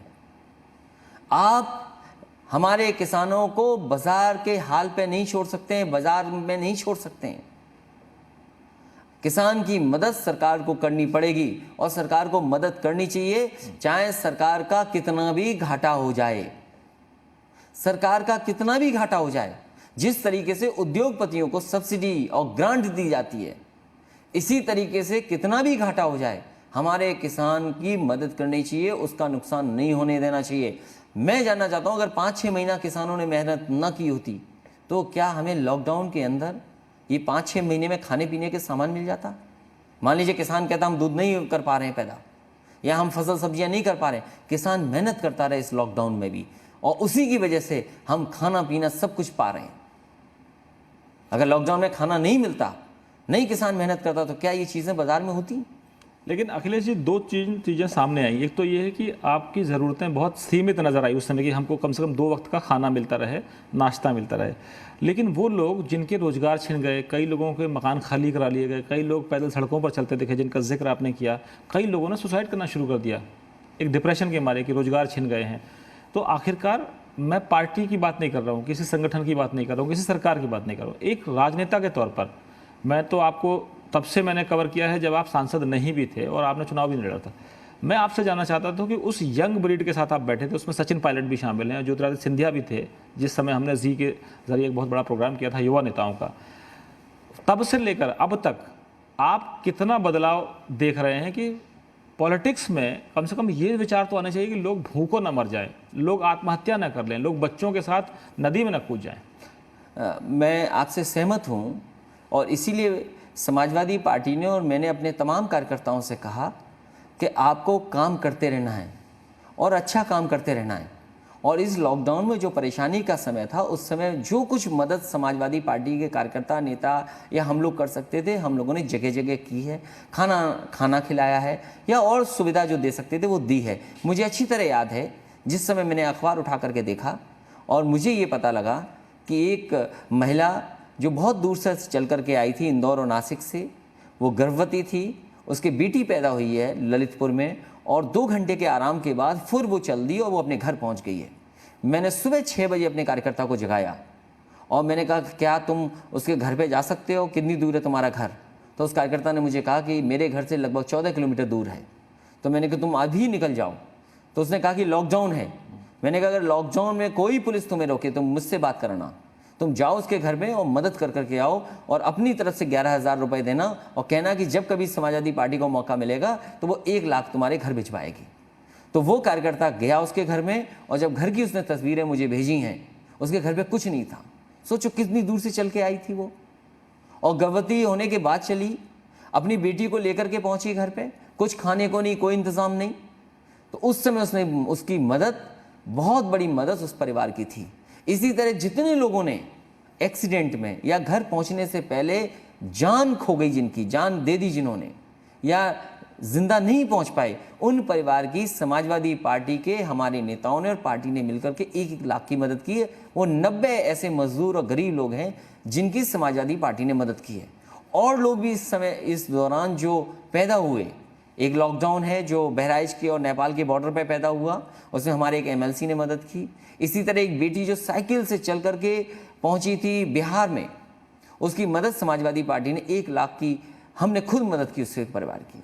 तो विपक्ष में रहकर भी जो हमारे पास संसाधन था, जो हम मदद कर सकते थे, करते रहे। लेकिन ये जिम्मेदारी सरकार की बड़ी है, क्योंकि सरकार के पास बहुत बड़ा खजाना है। सरकार कोई भी काम रोक सकती थी। सरकार से मैं कहता हूं कि आज भी सड़क का काम रोक दो, आज भी ऐसे तमाम बजट पड़े होंगे, सब बजट को आप केवल स्वास्थ्य विभाग पे खर्च करिए, क्योंकि आज जरूरत केवल स्वास्थ्य विभाग की है, क्योंकि लोगों को इलाज मिल जाए, लोगों को दवाई मिल जाए और लोगों को कम से कम कोविड में एक बेड उपलब्ध हो जाए। इसलिए सब बजट रोक करके केवल अस्पतालों में बजट देना चाहिए। अखिलेश जी, विपक्ष के कुछ नेताओं ने ये बयान दिया कि अगर आप थोड़ा सा समय दे देते लोगों को, अफरा तफरी नहीं बचती, सड़कों पर इतनी भीड़ नहीं लगती और लोग घर भागते नहीं, अपने गांव नहीं भागते। और फिर वो जा रहे हैं, कोविड के दौरान में भी वो वापस पहुंच गए, लॉकडाउन खुला तो वो वापस अपने अपने काम पर लौटने लगे। लेकिन राहुल गांधी ने ये आरोप लगाया कि जब आप वेंटिलेटर मंगाते हो तो उसमें गुजरात की कंपनी घुस जाती है। फिर वो कहते हैं कि नोटबंदी की रातों रात तो विरोधियों को परेशान करने चले थे, पूरे देश को परेशान कर दिया। शायद उनको डर था कि विपक्षी दल जो है उत्तर प्रदेश में चुनाव ना जीत जाएं, इसलिए नोटबंदी लगा दी गई थी। और बहन जी का भी नुकसान काफ़ी हुआ था, लोग विरोधी आरोप लगाते हैं। मैं आपसे जानना चाहता हूँ कि ये सब कुछ आप लोगों पर सर्जिकल स्ट्राइक होती है क्या, कि आप लोगों को लगता है कि विरोधी बढ़ने ना पाए इसलिए ऐसा सरकार कर देती है? ये भारतीय जनता पार्टी की स्ट्रेटजी है और भारतीय जनता पार्टी ने पूरा का पूरा चुनाव लड़ने का तरीका बदल दिया है। इसलिए विपक्ष को भी बहुत सावधान होकर के भारतीय जनता पार्टी का मुकाबला करना पड़ेगा।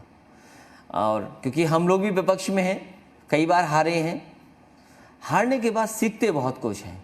इसलिए मुझे पूरा भरोसा है इस बार कि भारतीय जनता पार्टी उत्तर प्रदेश से हार करके जाएगी। और उत्तर प्रदेश ही नहीं, देश की जो अर्थव्यवस्था बर्बाद हुई है, बीजेपी स्वीकार करे या न करे, ये जब कभी भी इतिहास लिखा जाएगा वो यही लिखा जाएगा कि नोटबंदी सबसे बड़ा गलत फैसला था। मैंने उस समय भी कहा कि नोटबंदी गलत फैसला है, सरकार में थे हम लोग। और आज भी मैं कहता हूं कि रुपया काला सफेद नहीं होता। जो बात मैंने उस समय कही थी वो आज फिर दोहराता हूं कि रुपया काला सफेद नहीं होता है, केवल हमारा आपका लेन देन काला सफेद होता है। क्या भ्रष्टाचार उत्तर प्रदेश में रुक गया? क्या पुलिस का जो भ्रष्टाचार है वो रुक गया? वो तहसील का क्या भ्रष्टाचार रुक गया? या जो तमाम आरोप लग रहे हैं उत्तर प्रदेश में, क्या वो सब रुक गया? तो रुपए से अगर रुकना होता तो रुपया तो अब बदल गया। और फिर जो काला धन आना था, अब तो काले धन की कोई बात ही नहीं कर रहा, स्विस बैंक अकाउंट की कोई बात नहीं कर रहा। अब तो आपका पैसा बाहर जा रहा है, ऑफिशियली जा रहा है। लोग इतने डर गए हैं कि इस देश में कारोबार नहीं कर सकते। मुझे भारत सरकार बताइए कि नोटबंदी से पहले या भारतीय जनता पार्टी से की सरकार आने से पहले कितने लोग पैसा लेकर के बाहर जाते थे ऑफिशियली बाय आरबीआई रिकॉर्ड, और आज कितने लेकर के जा रहे हैं। और अगर यही स्थिति बनी रही डर की और यही नफरत की राजनीति अगर भारतीय जनता पार्टी ने की तो बहुत सारे लोग भारत को छोड़ करके चले जाएंगे। अखिलेश जी, एक और जो सवाल इस समय वो उठ रहा है वो ये है कि मुनव्वर राणा हो, आपकी पार्टी के सांसद शफीकुर रहमान बर्क हो, सब कहते हैं कि एक देश का सर्वोच्च न्यायालय का मुख्य न्यायाधीश सिर्फ राज्यसभा सीट के लिए बिक जाता है और वो ऐसा फैसला देता है। दूसरा सवाल उन्होंने उठाया कि योगी जैसा कट्टर हिंदुत्व वाला चेहरा किसी प्रदेश का मुख्यमंत्री नहीं होना चाहिए। मुनव्वर राणा कह रहे हैं, शायर हैं, अच्छी शायरियाँ लिखते हैं और आपके समय में उनका सम्मान भी हुआ था मुलायम सिंह जी के, और पूरे देश में नाम है उनका शायरी में। कह रहे दशरथ के नाम पर मस्जिद बना दीजिए, बाबर के नाम की मस्जिद बनानी हो तो मैं ज़मीन दे दूंगा। तो इस पर योगी जी का कहना है, बीजेपी का कहना है कि ये जो लोग हैं रामद्रोही है, ये सब इस तरह की बातें कर रहे हैं, राम के काम में बाधा डालते आए हैं। मैं उन बातों में, उन लोगों की बातों में कुछ नहीं कहना चाहता हूँ, लेकिन मैं केवल एक बात कहना चाहता हूँ, हमारे मुख्यमंत्री जी को काम करना चाहिए और कम से कम 3.5 साल काम नहीं किया, 1.5 साल तो काम कर दो। कि अभी भी आप काम न कर करके केवल काम के नाम पर गुमराह करेंगे लोगों को। और ये सवाल इसीलिए उठ रहे हैं क्योंकि उनका रास्ता काम का रास्ता नहीं है। एक बात और आप बताइए कि जैसे बिकरू कांड हमने देखा, तो बिकरू कांड में जिस तरह से पुलिस वालों को घेर कर विकास दुबे ने मारा और विकास दुबे के जो सिपाहीसालार बने वो पुलिस वाले ही बने, तो ये पुलिस व्यवस्था आप लोग भी नहीं बदल पाए, आप जैसा युवा मुख्यमंत्री भी नहीं बदल पाया कि भाई यही मुखबिर बन जाएंगे तो पुलिस को बचाएगा कौन। वो घटना जो हुई जिसमें पुलिस के तमाम हमारे जवान और अधिकारी शहीद हुए बहुत दुखद थी, क्योंकि बिना तैयारी के वो गए और उन्हें भी शायद उम्मीद नहीं थी कि इस तरीके की घटना हो जाएगी जिसमें जान गई उनकी। और फिर बाद में जो जांच का विषय बना और उसमें ये बात जानकारी मिली कि कुछ पुलिस के लोगों ने ही मुखबरी की थी। और सच्चाई भी ये है कि बहुत सारे पुलिस के अधिकारी विकास दुबे के घर जाकर के उसके घर जाकर के चाय पीते थे और सुनने में ये आ रहा है बहुत सारे पुलिस के लोग उससे आशीर्वाद भी लेते थे। वो एक अलग विषय है, लेकिन जिस तरीके से इनकाउंटर किया गया, केवल भारत ने नहीं, केवल हम उत्तर प्रदेश के लोगों ने नहीं, पूरी दुनिया ने देखा कि किस तरीके से इनकाउंटर किया गया। कौन यकीन माने करेगा पुलिस पर। और अगर कोई दोषी है उस कांड के लिए तो पूरी सरकार दोषी है। उसके बाद भी बहुत सारी ऑडियो रिकॉर्डिंग निकली हैं जिसमें एसओ की, सीओ की और पुलिस कप्तान की बातचीत है। क्या वहाँ के पुलिस कप्तान जिम्मेदार नहीं थे उस चीज़ के लिए? क्या वहाँ के और पुलिस अधिकारी जिम्मेदार नहीं थे वहाँ पर? और मैं कहता हूँ कि शासन प्रशासन का दोनों की मिली भगत थी, उसकी वजह से इतना बड़ा कांड हो गया जिसमें पुलिस की भी नाकामी दिख रही है और पुलिस पे भी आरोप लगे हैं। तो आपको नहीं लगता कि पुलिस रिफॉर्म्स की बहुत ज़्यादा ज़रूरत है? क्योंकि पुलिस बदल नहीं रही है, वही खाकी डंडा या फिर जैसे आपने कहा ठोक देने वाली जो परंपरा है कि वो पकड़ तो पाए नहीं। बाबा महाकाल के चक्र में आया वो कि अब महाकाल से बड़ा तो कोई काल है नहीं, और वो वहाँ से चला तो रास्ते भर पूछता रहा कि मारोगे तो नहीं, और आखिर में ठोक दिया। वो जो कुछ हुआ है वो पुलिस सच्चाई जानती है। अब मैं ये जानना चाहता हूँ कि एसटीएफ सबको ठोक रही है, अब एसटीएफ की भी तो कभी जांच होगी कि नहीं होगी? और वहीं मैं ये जानना चाहता हूँ कि ये जो डायल 100 की बिल्डिंग बनी थी, इसमें बाकायदा ऑडिटोरियम्स हैं ट्रेनिंग के लिए। क्या पुलिस के अधिकारियों को जिम्मेदारी नहीं मिली कि उनको ट्रेन करें, बार बार ट्रेन करें? आपको ज़रूरत है कि ट्रेनिंग मिलनी चाहिए, और फिर अब जात के आधार पर फैसले लोगे तो यही तो परिणाम आएंगे जो हुआ है। ये इसलिए हो रहा है क्योंकि भारतीय जनता पार्टी जात के आधार पर फैसले ले रही है। उसको जो पुलिसिंग बेहतर करनी है, पुलिस रिफॉर्म्स लाने, उस पर तो बातचीत ही नहीं करते हैं। लेकिन योगी जी तो कहते हैं ना, जात ना पूछो साधु की, पूछ लीजिए ज्ञान, बोल करो तलवार का, पड़े रहन तुम्हारे। वो तो योगी हैं, काहे की जात? तो मैं यही तो कह रहा हूँ कि हम तो ये मानते हैं गीता में एक आए जो दूसरे का दुख अपना दुख समझे वो योगी है। क्या हमारे मुख्यमंत्री दुख समझ पा रहे हैं गरीबों का, किसानों का? आज बताइए, किसानों का गन्ने का भुगतान नहीं हुआ है, क्या सरकार बताएगी भुगतान होगा कि नहीं होगा? कहा कि 1 करोड़ नौकरी दे दी, कम से कम योगी होकर के तो नहीं ऐसा बोलना चाहिए। हमारे मुख्यमंत्री योगी हैं, 1 करोड़ नौकरी दे दी, तो किस नौजवान को नौकरी दे दी? आप उनसे बात नहीं करते कि आप ऐसा क्यों बोल रहे हैं या ऐसा कर लीजिए? सलाह तो आपको विपक्ष के नेता अगर हमारी राय पे चले होते तो उत्तर प्रदेश विकास की गति पर होता, और हमारी राय पे आए होते सरकार में। हमारी राय पे तो आए नहीं है, उनके मुद्दे ही कुछ और हैं। मुद्दे तो नफरत के फैलाने के हैं। अगर मैं विपक्षी दलों की बात करूं तो आप दावा कर रहे हैं कि साइकिल जो है वो इनको सत्ता से बेदखल करेगी, 22 में बाइसिकल आ जाएगी। लेकिन जब मैं देखता हूं तो मायावती जी तो केवल एक बयान देती हैं, ट्वीट करती हैं, और जब सड़क पर हम देखते हैं तो प्रियंका गांधी अक्सर नज़र आ जाती हैं। तो योगी जी कहते हैं कि आप कोरोना के डर से बाहर नहीं निकलते, आपके कार्यकर्ता नहीं देखते। पहले तो मैं ये बता दूं कि बीमारी है, वो किसी को भी आ सकती है। अगर कोरोना का डर नहीं था तो आप कह दीजिए पॉलिटिकल पार्टी रैली करें। मैं तो आज कहता हूं जो वर्चुअल रैली कर रहे हैं आजकल, हम पे संसाधन नहीं है। वो 150 करोड़ 300 करोड़ रुपए कहाँ से लाएं हम? इसीलिए हम मोबाइल से अपना वीडियो कॉल कर लेते हैं कार्यकर्ताओं से, और तमाम कार्यकर्ताओं से किया। लेकिन उसकी सीमा है। हम तो कहते हैं कि अगर कोरोना का डर है, कोविड का डर है, और सरकार कहती है कोविड बिल्कुल ठीक है, तो आज ही परमिशन दे देनी चाहिए रैली की। और आज परमिशन देंगे, कल आप देखेंगे समाजवादी पार्टी साइकिल सड़क पर होगी।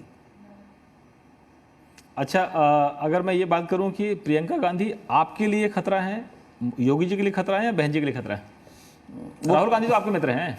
नहीं, मुझे ये लगता है कांग्रेस पार्टी किसी के लिए खतरा नहीं है। खुद के लिए खतरा है? ये मैं नहीं कहूँगा। कांग्रेस पार्टी किसी के लिए खतरा नहीं है। अच्छा, आज कृष्ण जन्माष्टमी आज भी है और कल भी है, आप मनाएंगे दोनों दिन, तो उनके राम आपके कृष्ण, या आपके भी राम और आपके भी कृष्ण? मैं समाजवादी होने के साथ साथ ये भरोसा रखता हूँ कि भारत के जितने भी भगवान हैं सबको मैं मानता हूँ। मैं न जाने कितने मंदिर जा चुका हूँ। मैं तिरुपति कई बार जा चुका हूँ। हम जब इंजीनियरिंग में मैसूर में पढ़ाई करते थे तो चामुंडी हिल में एक मंदिर था, वहाँ जाते थे। नंदी का स्थान है, वहाँ जाते थे। सैफई में हनुमान जी जाने कब से खड़े हैं, हम कभी प्रचार ही नहीं कर पाए। किसी ने देखा भी नहीं कि भगवान हनुमान जी इतने खड़े हुए हमारे यहाँ। लेकिन आप लोगों की इमेज ऐसी गढ़ दी गई, हमारे कृष्ण भगवान खड़े हैं, कोई नहीं याद पूछा। आपकी इमेज ऐसी गढ़ दी गई कि आप लोग विरोधी हैं। हमने घाट बनवाए, वृंदावन बनवाया, पैदल के मथुरा के जितने तालाब थे खुदवाना का काम किया। जो राधा रानी टेम्पल है उसमें मैंने केबल का वो दिया था, जो रोपवे। तो रोपवे आज तक नहीं सरकार शुरू कर पाई। चलो कोविड आ गया, वो अलग बात है। ये आपके रोपवे मैंने आपके मिर्जापुर में भी दिया, रोपवे हमने चित्रकूट में भी दिया। तो कोई ये कैसे कह सकता है? हम सब देवी देवता भगवान को मानते हैं। इसलिए मैंने कहा भगवान विष्णु और उनके जितने अवतार हैं मैं सबको मानता हूँ। अब भारतीय जनता पार्टी बताए कितने भगवान को छोड़ेगी? इसलिए आप सुदामा यानी परशुराम के जो वंशज हैं ब्राह्मणों के कृष्ण बनना चाहते हैं? मैं बनना नहीं चाहता। सुदामा और कृष्ण की जोड़ी होगी। वो भगवान कृष्ण और सुदामा का जो कुछ भी लेख है या जो कुछ भी जानकारियां हैं हमारे इतिहास में और धर्म के रास्ते पर, वो एक पीक है, एक एपिटोम है कि इस तरह की दोस्ती थी, इस तरह के संबंध थे। और जहां तक भगवानों की बात है, हम सब भगवानों को मानते हैं और सब भगवानों का सम्मान करते हैं। लेकिन विनय कटियार जो बजरंग दल के राष्ट्रीय अध्यक्ष, संस्थापक अध्यक्ष रहे हैं, बीजेपी के सांसद रहे हैं, आजकल पार्टी के वरिष्ठ नेता हैं, मार्गदर्शक मंडल की तरह हैं, और साध्वी ऋतंभरा कहती हैं अयोध्या तो झांकी है, काशी मथुरा बाकी है। मैं इन लोगों के बारे में कुछ नहीं कहूँगा। न इनको साइंस से कुछ लेना देना है, न इनको तरक्की से लेना देना है। अब वो एक्सप्रेसवे बन गया है तो वो उन अपने गांव जल्दी पहुंच सकते हैं। मैंने देखा है वो रास्ता भी उनके गांव का। योगी जी कह रहे हैं कि अगर अयोध्या में मस्जिद निर्माण का न्योता भी आता है, जो बन रही है, जो 5 एकड़ जमीन सुप्रीम कोर्ट के फैसले के आधार पर दी गई है, तो जाने की फुर्सत नहीं है कि मैं प्रदेश का मुख्यमंत्री हूं। और जब ऐतिहासिक काम होता है, राम मंदिर जैसा जो सांस्कृतिक राजधानी होगी देश की, या अध्यात्म का केंद्र होगी पूरी दुनिया के लिए, तो वहाँ मेरा जाना बनता है। मैं नंगे पैर जाऊँगा ऐसी जगह पर। लेकिन हर मंदिर, हर गुरुद्वारे, हर मस्जिद और कहीं भी चला जाऊँ संभव नहीं है, मेरे पास टाइम भी नहीं है। क्या कहेंगे? मैं इस पर कुछ नहीं कहूँगा। आपको न्योता आएगा तो? हम सबके मुस्लिम हिंदुस्तान के हैं, नहीं हमें कोई भी न्योता देगा, हम अगर हमारी जिम्मेदारी है जाना चाहिए न्योता, यही हमारी परंपरा है। हमारे यहाँ तो ये सिखाया गया है कि अगर आप हमें 11 रुपए देंगे तो हम 21 रुपए व्यवहार में वापस करेंगे। तो मैं तो ये कहता हूँ हमें जो बुलाएगा हम जाएंगे, और नेता को भी यही करना चाहिए, और मुख्यमंत्री की भी जिम्मेदारी यही है कि समाज के किसी कोने से आवाज़ आए वहाँ जाना चाहिए। लेकिन असदुद्दीन ओवैसी कह रहे हैं मस्जिद थी, है और रहेगी। नहीं, भगवान तो रहते हैं, भगवान का स्थान हमेशा रहता है। एक और बात मैं आपसे आखिरी 2-3 सवाल करके, कि कहते हैं कि राष्ट्रवाद की घुट्टी पिला दो, हिंदुत्व का एकदम मतलब पूरा सुबह से शाम तक चालीसा पढ़ दो, और रोटी मांगे तो राम बताओ, रोजगार मांगे तो राष्ट्रवाद बताओ, विकास मांगे तो हिंदुत्व दिखाओ, और अगर और ज़्यादा हो जाए तो चीन दिखा दो, तो फिर बाकी मुद्दे कहाँ जाएंगे? ये समय समय पर ऐसा दौर आता है, और पॉलिटिकल हिस्ट्रीज उठा करके देखेंगे ऐसा समय कई देशों में आया है। लेकिन जब परिवर्तन भी आया है, कभी उनको भी लगता होगा कि वो कुर्सी से नहीं हटेंगे।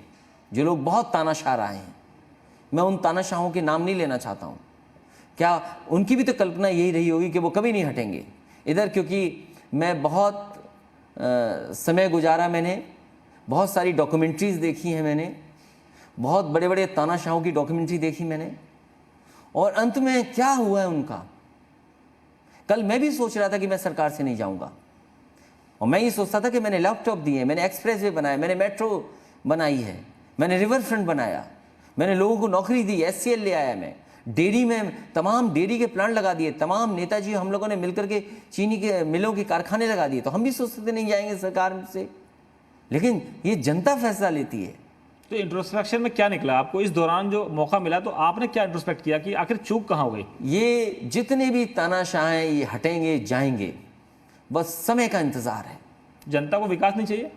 जनता को विकास ही चाहिए, और मुझे पूरा भरोसा है कि जनता फिर विकास के लिए ही मतदान करेगी। कुछ युवा नेता जो है कांग्रेस का साथ छोड़ रहे हैं, और वो राम राम जपने लगे हैं, चाहे सिंधिया हो चाहे पायलट हो। पायलट तो खैर अब सेफ लैंडिंग की तैयारी में है कि वापस फिर घर आ जाएं। आपने टच डाउन कराया, वो अपने घर में ही दूसरी जगह निकल गए थे, वापस आने की तैयारी में। मुझे तो मध्य प्रदेश की क्योंकि इटावा से सीमा है, तो लोग यही बताते हैं कि ये परिवार तो पहले ही RSS का था, BJP का था, ये तो कुछ वक्त गुजारा इन्होंने कांग्रेस में। वो तो कहते हैं कि अंग्रेजों के साथ थे, BJP वाले आरोप लगाते थे, खूब लड़ी मर्दानी, वो तो झांसी वाली रानी थी। उस इतिहास में मैं इसलिए नहीं जाना चाहता हूँ क्योंकि वो बहुत कंट्रोवर्शियल है। लोग कहते जरूर है यही बात जो आप कह रहे हैं, वो यही बात कही जाती है उस परिवार के लिए, लेकिन मैं नहीं कहना चाहता हूँ इन बातों को। लेकिन मैं एक बात ये कहना चाहता हूँ, वो राम भक्त और राष्ट्र भक्त हो गए। लेकिन मैं एक बात कहना चाहता हूँ कि हमारे सीमा है चंबल की, इधर इटावा है, उधर मध्य प्रदेश है। वहाँ के लोग कहते हैं कि बहुत पुराने ये BJP के लोग हैं। लेकिन आप लोगों पर ये आरोप अक्सर लगता है कि परिवार ही पार्टी है और पार्टी ही परिवार है और वही सरकार है, और वो कहते हैं कि मेरा तो सरकार कुछ है नहीं, मैं तो योगी हूँ और उनका भी कोई परिवार नहीं है प्रधानमंत्री का, और आप कह रहे हैं कि ऐसी सत्ताएं सब चली जाती हैं, बड़े बड़े लोग चले गए। ये केवल दिखावे का है। जिस स्थान पे वो बैठे हैं वो स्थान क्यों मिला उनको, सोचिए आप, क्यों मिला? क्योंकि उनका रिश्ता था कुछ, इसलिए उनको स्थान मिला। इसलिए उनको योगी होकर के इस तरह की बातें नहीं बोलनी चाहिए। लेकिन प्रधानमंत्री का भी तो कोई परिवार नहीं। मैं उनके बारे में कुछ नहीं कहना चाहता हूँ, लेकिन परिवार तो होना चाहिए, क्योंकि जब परिवार होता है तो आप बहुत सी चीज़ें सीखते हैं, बहुत सी समस्याओं का समाधान आप निकाल सकते हो उन चीज़ों को देख करके और समझ करके। आखिरी सवाल, आने वाला समय, पहले एक जमाने में हम भाषण सुना करते थे बड़े बड़े BJP नेताओं के कि एक दिन वो आएगा जब पूरी पार्टियां इकट्ठी होकर BJP का मुकाबला करेंगी, और वो दौर इस समय है, और जहां उनकी सरकारें नहीं बनी उन्होंने खेल बिगाड़ दिया। अब आप आने वाले समय में जो गठबंधन, आपको चुनाव लड़ना 1.5 साल बाद, तैयारी 6 महीने बाद ही शुरू हो जाएगी, 22 का नारा आपने दे ही दिया, लेकिन वहाँ पर जब तैयारी होगी जब केंद्र की, तब मंदिर निर्माण लगभग कंप्लीट हो रहा होगा, तब वो बताएंगे कि हमने भव्य दिव्य राम मंदिर बना दिया, फिर आपका मुद्दा क्या होगा? देख, समाजवादी पार्टी 2022 का चुनाव अकेले लड़ने जा रही है। जो हमारी विचारधारा के आसपास या विचारधारा से मिलते जुलते दल हैं, जो सेकुलर और सोशलिस्ट विचारधारा को बढ़ाना चाहते हैं, उन दलों का कहीं ना कहीं एडजस्टमेंट करेंगे, और समाजवादी पार्टी किसी भी बड़े दल से इस बार उत्तर प्रदेश में 2022 के चुनाव में गठबंधन नहीं करेगी। तो पहले वाले जो गठबंधन थे भूल थी? अब वो जो गठबंधन हुए उन परिस्थितियों में उससे बेहतर फैसला मैं समझता हूँ नहीं ले सकता हूँ था। मैंने उन परिस्थितियों को समझते हुए वो फैसले लिए, और उन फैसलों से बहुत कुछ सीखने का मौका मिला। तो हम माने कि अखिलेश यादव जो 38 साल की उम्र में मुख्यमंत्री बने थे, आज बहुत मैच्योर हो गए हैं, और ये जो झटका था जनता का, या कहें कि उन्होंने आपके विकास के मर्म को नहीं समझा, और वो अब समझेंगे आने वाले समय में जब, और आप बार बार कहते हैं कि स्लॉटर हाउस बंद कर दें तो पूरे सड़कों में जानवर नजर आते हैं, या फिर एनकाउंटर होते हैं, या फिर विकास की बातें नहीं होती, तो अब कुछ बदलेगा, तस्वीर बदलेगी। हाँ, मैं ये भरोसा दिला सकता हूँ कि उत्तर प्रदेश को विकास के रास्ते पे ले जाने के लिए और इन्वेस्टमेंट लाने के लिए और नौकरी देने के लिए और किसान की खुशहाली के लिए जो फैसले लिए थे उस समय, वो आज भी फैसले वैसे के वैसे हैं। अगर उसी रास्ते पे चले होते, समिट तो इतनी बड़ी बड़ी हो रही है और ग्राउंड ब्रेकिंग सेरेमनी यहाँ पर हो रही है। उत्तर प्रदेश की सरकार ने अभी तक इन्वेस्टमेंट के नाम पर 0 पैसा लाए हैं, और अगर कोई इन्वेस्टमेंट लाए हैं तो मुझे बताएं कि किस बैंक ने उनको सपोर्ट किया है। जो कुछ भी इन्वेस्टमेंट दिखाई दे रहा है पुरानी सरकार का है, जो SCL लखनऊ में है। मैं खुशी से ये बात कह सकता हूँ कि मैं बधाई भी देता हूँ शिव नाडर जी को, जिन्होंने कम से कम यहाँ इन्वेस्टमेंट किया। इसी तरह सैमसंग का जो एक्सपेंशन हुआ वो समाजवादी पार्टी की पॉलिसी की वजह से हुआ। या हम ये कह सकें कि IT में और ख़ासकर और जो हमारा मोबाइल मैन्युफैक्चरिंग जो सेगमेंट था, सबसे ज़्यादा अगर किसी ने ज़मीन ली या उस सेगमेंट को बढ़ाने का काम किया तो समाजवादी सरकार ने नोएडा, ग्रेटर नोएडा में किया। तो इन्वेस्टमेंट तो समाजवादी सरकार में आया। और इसी तरह अमूल के 2 प्लांट 5-5 लाख लीटर के मिल्क के डेयरी के लिए अगर किसी ने लगाए तो समाजवादी सरकार ने लगाई। तो एक सिलसिला शुरू हो गया था। इस सरकार ने आकर सब रोक दिया और बड़ी बड़ी समिट की, एक भी पैसा उत्तर प्रदेश में नहीं लगा, और अगर लगा होता तो नौजवानों को नौकरी मिल गई होती, रोजगार उपलब्ध हो गए होते, और हमारा किसान भी थोड़ा खुशहाल हो गया। अखिलेश जी, लेकिन प्रधानमंत्री के पास और योगी जी के पास बताने के लिए कि धारा 370 हटा दी, ट्रिपल तलाक खत्म कर दिया, राम मंदिर का भूमि पूजन, शिला पूजन कर दिया बिना किसी खून खराबे के, बिना किसी विवाद के, और 56 इंच का सीना दिखाया, सर्जिकल स्ट्राइक कर दी, और देश खुशहाल है और आप लोग परेशान हैं। कितनी भी सर्जिकल स्ट्राइक हो, लेकिन भारतीय जनता पार्टी को ये स्वीकार करना पड़ेगा कि चीन ने उनकी सीमाओं को छोटा कर दिया है। चीन जैसा देश एक जगह नहीं, कई कोनों से आपको घेर लिया है, कई कोनों में आपकी ज़मीन को कब्जा कर लिया है। तो आप 56 इंच के निकले, आपका जो था कि हम दुनिया में दबदबा है हमारा, आज दबदबा कहाँ है आपका?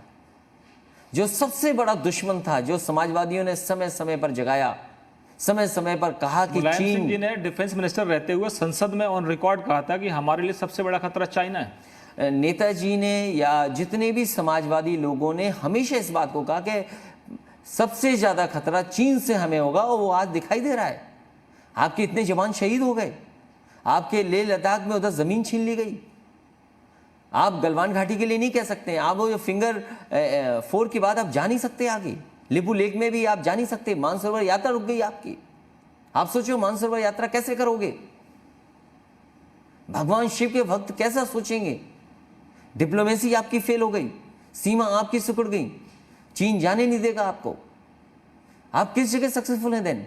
लेकिन वो कह रहे हैं कि हम टिट फॉर टैट करेंगे, चाइना को हम उसके माल का बहिष्कार करेंगे, उसके इन्वेस्टमेंट को रोक देंगे, और चाइना को जवाब दिया है। और मोदी से पूरी दुनिया प्रभावित है कि जिस अंदाज में उन्होंने चाइना को जवाब दिया। स्वदेशी का भाषण देने वालों ने ही तो सबसे ज्यादा चीन का सामान भारत में मंगाया।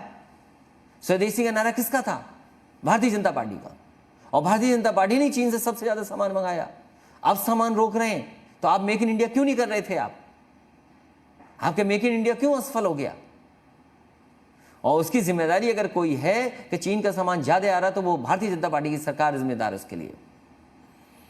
तो अखिलेश जी, अभी कोविड का दौर है और आपकी साइकिल तैयार है, मैं देख रहा हूं यहाँ पर साइकिल, तो जैसे ही ये खत्म होगा लॉकडाउन, साइकिल पर निकल पड़ेगा। मैं तो कह रहा हूं जिस दिन सरकार कहे कि पब्लिक पॉलिटिकल पार्टीज रैली कर सकते हैं, मैं उसी दिन से शुरू हो जाऊंगा, साइकिल पर सवार हो जाएंगे। बिल्कुल उसी दिन से साइकिल सवार हो जाऊंगा। तो चलिए, आपको बहुत बहुत शुभकामनाएं। और हमने सुना अखिलेश यादव को बेबाक इंटरव्यू, धमाकेदार इंटरव्यू, और अखिलेश जी ने आज दिल से बात की है। मन की बात आपने सुनी होगी, लेकिन दिल की बात आज आप सुनिए जी उत्तर प्रदेश उत्तराखंड पर। और हम उम्मीद करते हैं कि हम निष्पक्ष पत्रकारिता की भूमिका इसी तरह निभाते रहेंगे, और हमको कभी कभी नाराजगी भी झेलनी पड़ेगी, लेकिन हम अखिलेश जी के पास इसी तरह से आते रहेंगे। बहुत बहुत धन्यवाद। खबरों पर बने रहिए, हमारे साथ जुड़े रहिए।